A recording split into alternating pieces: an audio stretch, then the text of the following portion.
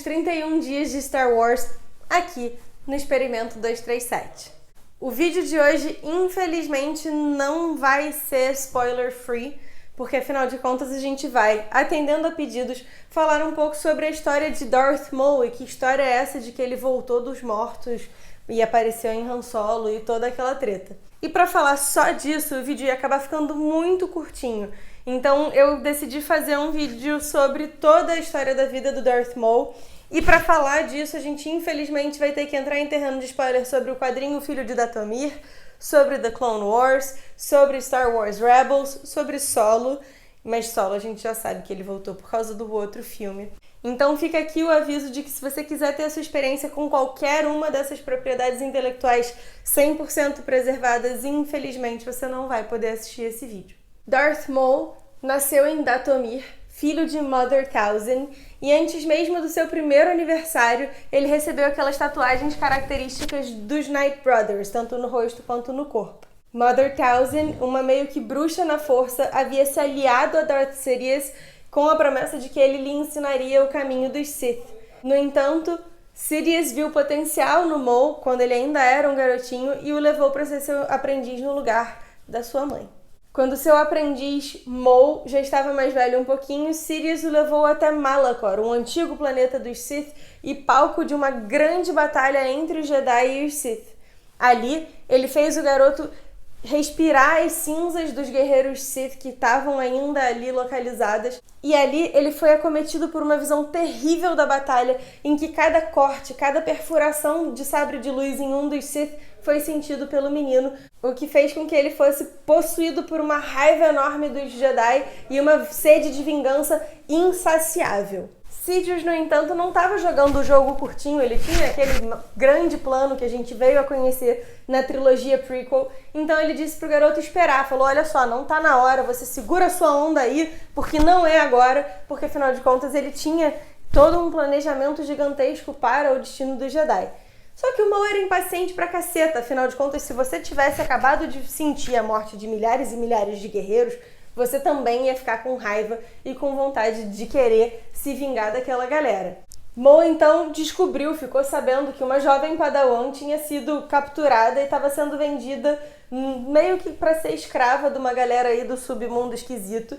E aí ele resolve que para se testar ele vai localizar essa Padawan, tomar ela para si e combatê-la um a um para saber afinal de contas se ele já estava pronto para enfrentar os Jedi. O que é curioso, né? Porque um Padawan não é um Jedi, mas enfim, tudo bem. O cara tava querendo se testar. Então ele se alia a Cad Bane e Aurra Sing, que são dois Bounty Hunters bem conhecidos da galera que gosta do período prequel e Clone Wars. Eles conseguem capturar a Padawan, o nome dela era Eldra Cades, uma coisa parecida com isso, ela era uma Twi'lek. Só que quando eles vão embora com ela, né, eles meio que roubam ela do leilão que estava rolando, as organizações criminosas atacam a eles e eles são derrubados num planeta e o Maul é obrigado a se aliar à Padawan para eles conseguirem se livrar das pessoas que estão perseguindo eles e aí sim eles se enfrentam num combate 1 a 1 e ele sai vitorioso, ele mata o seu primeiro Jedi. No entanto, para não dar merda, ele elimina todas as pessoas que ele acha que talvez saibam da sua verdadeira natureza Sith. Darth Sidious então revela que não só ele sabe o que Maul havia acabado de fazer, como está satisfeito por ele haver desobedecido e diz, olha, você tá pronto, daqui a pouquinho você vai poder se revelar. E aí a gente chega nos eventos da trilogia prequel. O Sidious envia Maul para tentar matar a rainha de Naboo, porque afinal de contas parte do seu plano perfeito começava com a invasão a Naboo, bloqueio comercial a Naboo e depois a posterior invasão a Naboo. E Maul não consegue porque ela é auxiliada a fugir por dois Jedi, Qui-Gon Jinn e Obi-Wan. E Qui-Gon Jinn chega a enfrentar Maul naquele momento, percebe que é um guerreiro Sith, mas eles fogem. Depois, quando a rainha de Naboo, Padmé Amidala, aquela sabida, conhecida, Qui-Gon Jinn e Obi-Wan Kenobi retornam a Naboo, Maul tá lá esperando eles e ele duela contra o Qui-Gon Jinn e o Obi-Wan Kenobi e a gente sabe como é que isso desenrola. O Maul mata o Qui-Gon, o Obi-Wan parte o Darth Maul ao meio, ele cai dentro de um tubo, de um reator, de qualquer coisa, e a gente achou que o Maul tinha acabado por aí. Só que a gente estava errado, porque afinal de contas ele é um personagem muito incrível. O George Lucas percebeu a cagada que ele fez de se livrar de um vilão tão visualmente impactante e que foi a paixão dos fãs. E em 2008, quer dizer, em 2008 não, porque o Maul vai aparecer mais pra frente, mas em The Clone Wars, a série animada, ele traz Maul de volta com uma história um pouco meio complicada. Resumindo muito, quando o Maul estava caindo pelo reator, ele usa a força, se agarra num duto de ar, se joga pra dentro, cai meio que num lixão, e aí ele usa todo o lado negro que ele tem, né, todo o potencial que ele tem no lado negro da força para concentrar o ódio e a raiva dele e transformar isso numa vontade de viver. O lixão onde ele tá... Peraí, porque eu esqueci o nome do planeta, aguenta aí. Ele é então despejado naquilo que é basicamente um lixão em Lothor Minor e acaba conseguindo arrumar lá umas pernas que são tipo uma perna de aranha, um negócio muito louco. E ele passa muito tempo, perto de 12 anos ali, confinado numa bolha de ódio e vingança e desespero e não sei o quê. E ele vai aos poucos enlouquecendo. A Mother Talzin então descobre que na verdade o Maul sobreviveu e envia o seu filho Savage Opress para resgatar Maul e trazer ele de volta, e ela, usando os poderes dela de bruxa do lado negro da força, consegue não só restaurar ele psiquicamente, mas também arruma um par de pernas melhorzinho do que as pernas de aranha. Maul então transforma Savage Opress no seu aprendiz Sith, e eles juntos começam a trabalhar para eventualmente conseguir se vingar de Obi-Wan Kenobi. Eles se aliam à Death Watch Mandaloriana, que é uma facção dentro de Mandalore, a gente depois pode fazer um vídeo inteiro sobre Mandalore, e aos sindicatos do crime, né, ao Spike, ao Black Sun e à Crimson Dawn. E a Crimson Dawn é aquela facção criminosa de solo que a Qi'ra pertence depois dela não ter conseguido fugir junto com o Han e tal. É pra quem o Han precisa fazer aquele job de ir até Castle pegar o Tandrilho, não, Fernando Caruso. A culpa é sua de eu chamar esse troço. Coaxium, não é Tandrilho. Daquele job deles irem pegar Coaxium em Castle, aquela treta toda que vocês sabem muito bem. Juntando a Death Watch e o Sindicato do Crime, eles formam o que eles chamam de Shadow Collective, né? O Coletivo das Sombras, imagino que seja assim a tradução. E com isso eles tomam Mandalore, invadem Mandalore, e na época Mandalore era dominado por Satine Kryze, que é a queridinha do Obi-Wan. Eles tinham ali um Geri-Geri, um Balangandã, só que como ele era Jedi, eles nunca evoluíram naquilo. E infelizmente, quando o Obi-Wan chega lá pra tentar resgatar a Satine, o Maul, que é mal pra caceta, vai lá e mata a Satine na frente do Obi-Wan. Darth Sidious, percebendo o risco que Maul representava pra ele, vai lá, captura ele e leva ele pra uma prisão em Stygian Prime. E aí os membros da Death Watch, que ainda são leais a ele, porque teve uma galera que depois da treta toda foi embora, até porque, não sei se vocês acompanharam isso em The Clone Wars, mas a Satine tinha uma irmã que vai aparecer daqui a mais um pouquinho, que era membro da Death Watch e que fica transtornada que o Maul matou a Satine. Então ela vai embora com uma galera, mas tem uma galera que permanece leal ao Maul. Essa galera que permaneceu leal a ele vai lá em Stygian Prime e liberta o Maul, e eles voltam pra Mandalore pra tomar o poder. O problema é que, na verdade, não é que os membros da Death Watch conseguiram soltar o Maul, é que o Sidious deixou eles soltarem o Maul, porque ele sabia que isso ia acabar fazendo com que o Maul demonstrasse aonde estava a Mother Talzin, e ele vai e manda o Grievous pra matar a mãe do Maul, que era, enfim, super forte na força, só que de uma maneira diferente dos Sith. O Maul e os membros da Death Watch, então, voltam pra Mandalore, retomam o poder, só que eles são enfrentados pela Bo-Katan, que é a irmã da Satine, e um grupo de Mandalorianos que se opõem ao reinado bizarro do Maul, junto com metade da 501st e a antiga Padawan de Anakin Skywalker, a essa altura já desvinculada da Ordem Jedi. E essa é uma outra treta que vai no vídeo 100% pra ela, de como é que a Ahsoka Tano deixou de ser Padawan, deixou de ser da Ordem Jedi.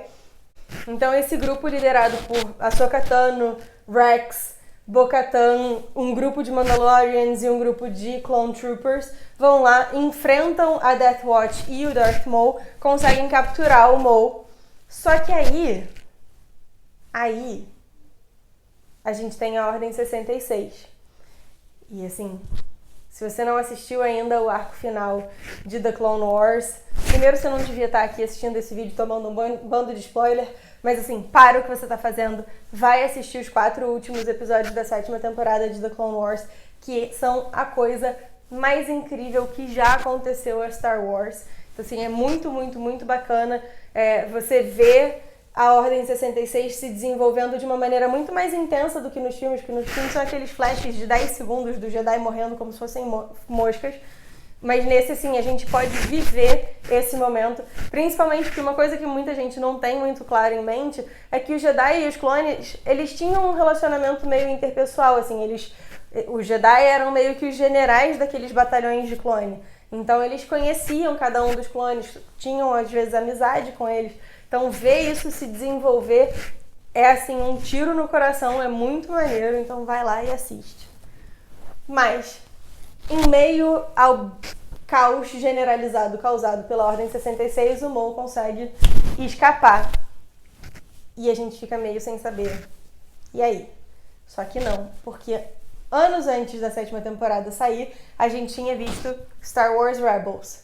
De acordo com Star Wars Rebels, a gente sabe que o Maul ficou mais ou menos uns 16 anos em isolamento social em Dathomir. Na verdade, em isolamento social com muitas aspas, porque ele ainda estava à frente da Crimson Dawn, mas isso não foi muito bem desenvolvido porque alguém fez Solo flopar, que a gente não sabe essa parte da história, mas a gente sabe que eventualmente ele chegou a ser confrontado provavelmente por um dos Inquisidores, e é assim que ele consegue um novo sabre de luz, porque ele já estava sem.